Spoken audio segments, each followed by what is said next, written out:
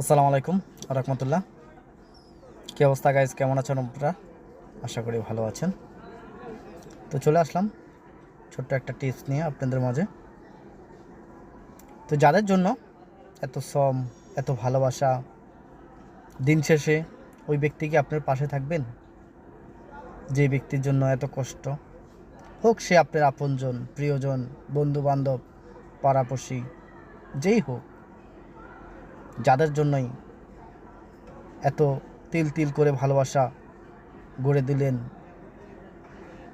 বিনা স্বার্থে, সেই ব্যক্তিরা কি আপনার পাশে থাকবেন? একটু যাচাই করে দেখেন তো, আসলে কি আপনাকে ভালোবাসে না আপনার টাকাকে ভালোবাসে? একটু ট্রাই করে নেবেন কথাটা। তৃতীয় হলো, এটাই বাস্তবতা।